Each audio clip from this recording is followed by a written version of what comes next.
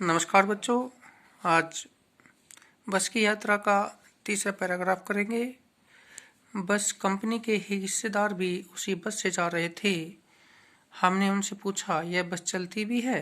वह बोले, चलती क्यों नहीं है जी, अभी चलेगी।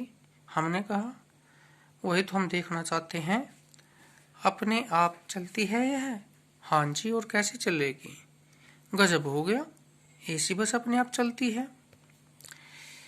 तो इसमें व्याख्या में लेखक क्या कहता है कि यहाँ लेखक बताना चाहता है कि जिस बस में वह और उसके दोस्त यात्रा कर रहे थे, उसी में बस कंपनी का एक हिस्सेदार भी यात्रा कर रहा था। लेखक और उसके मित्रों ने हिस्सेदार साहब से पूछा, श्रीमान जी, यह बस चलती भी है या नहीं? प्रश्न के उत्तर में हिस्सेदार साहब बोले, चलती है श्रीमान जी, बिल्कुल चलती है, देखना अभी चलेगी। लेखक के मित्रों ने पुनः कहा, हाँ श्रीमान जी, हम भी ये देखना चाहते हैं कि यह बस अपने आप चलती भी है क्या? इस पर हिस्सेदार साहब ने कहा, हाँ, अपने आप चलती है, और कैसे चलेगी? लेखक के मित्र पुनः हास्य करते हुए कहने लगे, यह तो बड़ी ही निराली बात है, यह बस अपने आप चलेगी। तो इसके जो प्रश्न है, लेख और लेखक का नाम। बस की यात्रा लेख का नाम है हरिशंकर परसाई, इसके लेखक हैं। बस कंपनी का कौन बैठा हुआ था? एक हिस्सेदार बैठा हुआ था। तीसरा प्रश्न है, लेखक ने उस व्यक्ति से क्या पूछा और क्यों? लेखक ने उस व्यक्ति से पूछा कि यह बस चलती भी है, क्योंकि लेखक को लग रहा था कि ऐसी जीर्ण शीर्ण बस चल नहीं सकेगी। उस व्यक्ति का क्या उत्तर था? उस व्यक्ति ने कहा कि चलती है, और इसका चलना वह अभी देख लेगा।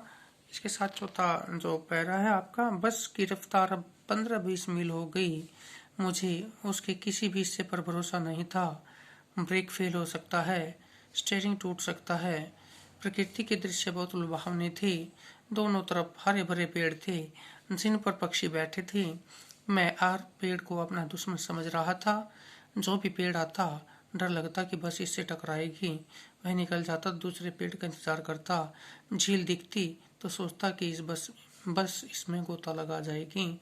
तो इसके जो प्रश्न है, लेख और लेखक का नाम। बस की यात्रा हरिशंकर परसाई। बस कैसे चल रही थी? लेखक को क्या भय था? बस बड़े धीरे धीरे चल रही थी। लेखक को भय था कि कहीं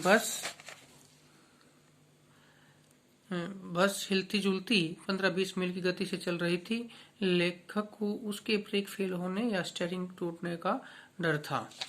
तीसरा प्रश्न है, पेड़ों को देखकर लेखक को क्या लगता था? और चौथा प्रश्न है, झील और बस में क्या संबंध है? तो इसका तीसरे का प्रश्न का उत्तर है, लेखक को पेड़ों को देखकर लगता था कि बस किसी पेड़ से टकरा सकती है। और चौथा प्रश्न है, झील देखकर लेखक को लगता था कि कहीं बस झील में जाकर गिर न जाए। धन्यवाद बच्चों, कल 5वां करेंगे।